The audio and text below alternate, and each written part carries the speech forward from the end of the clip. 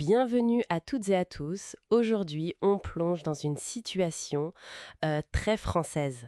Aller au restaurant. Ah oui, un moment important. Exactement.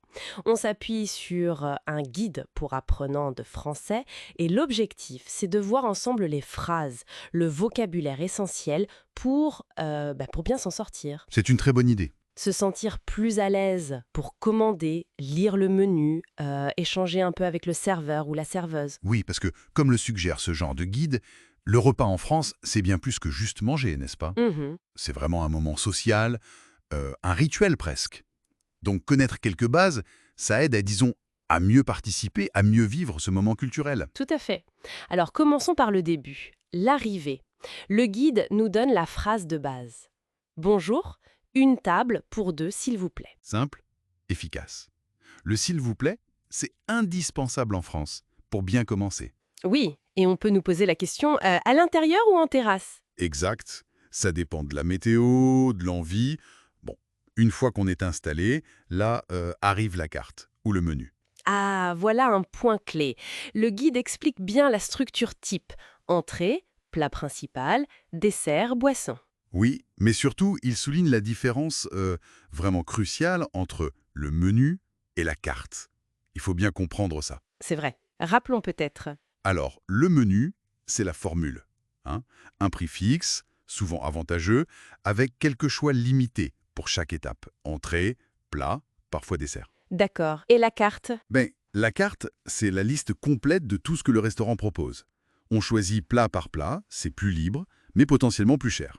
C'est vraiment essentiel de saisir ça pour gérer son repas, son budget. Le guide donne des exemples très concrets. Salade de chèvre chaud, le fameux steak frites, crème brûlée. Ça aide à se représenter les choses. Tout à fait, ce sont des classiques qu'on retrouve souvent.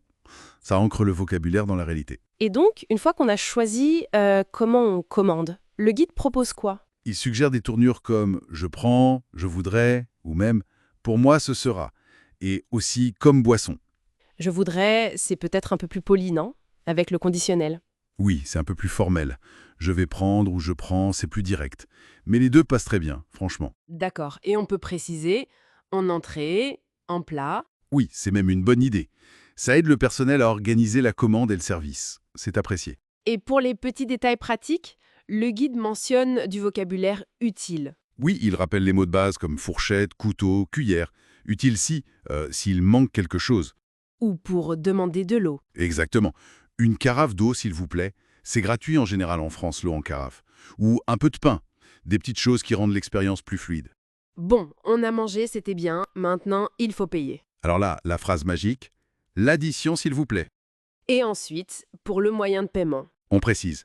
Je paye par carte ou je vais payer en espèces. D'accord. Et la question qui revient souvent, le pourboire. Ah, le pourboire, oui. Le guide en parle sûrement. Il faut savoir qu'en France, le service est généralement inclus dans le prix.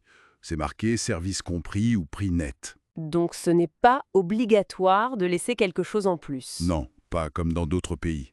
Mais bon, si le service était vraiment super, laisser un petit quelque chose, 1 € ou 2, c'est un geste apprécié, bien sûr. Mais pas d'obligation.